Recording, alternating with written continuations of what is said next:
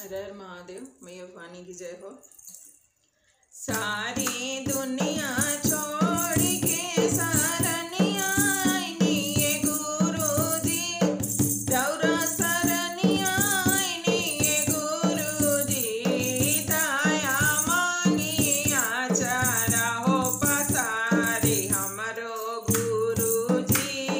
दया मांगी आचारा हो पसार हमरो गुरुजी, ससुर जी के मांगी हम लंबी रे उमरिया यार, लंबी रे उमरिया हमरे गुरुजी, सासू जी के आंचल हो सोहाग हमरो गुरुजी, सासू जी के आंचल हो सोहाग हमरो गुरुजी, सारे दुनिया छोड़ के सरनिया आईनी ये गुरुजी, दौरा सरनिया आईनी ये गुरुजी, दया मांगी आचारा हो पसार हमरो गुरुजी, दया मांगी आचारा हो पसारी हमरो गुरुजी, जेठ जी के मांगी हम लंबी रे उमरिया यार, लंबी रे उमरिया हमरो गुरुजी, जेठानी जी के आंचल हो सुहाग हमरो गुरुजी,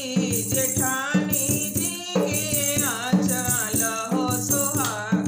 हमरो गुरुजी, सारी दुनिया छोड़ के सरनिया आईनी ये गुरुजी,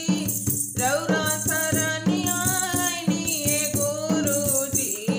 दया मांगी आचारा हो पसार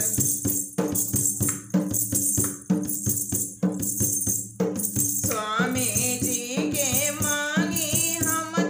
लंबी रे उमरिया, अरे लंबी रे उमरिया, सुनिए गुरुजी अपना के आंचल हो सोहाग हमरो गुरुजी, अपना के आंचल हो सोहाग हमरो गुरुजी, सारी दुनिया छोड़ के सरनिया आईनी ये गुरुजी, दौरा सरनिया आईनी ये गुरुजी, दया मांगी आचारा हो पसार सुनिए गुरुजी,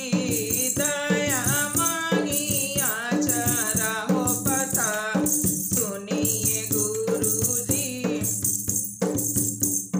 देव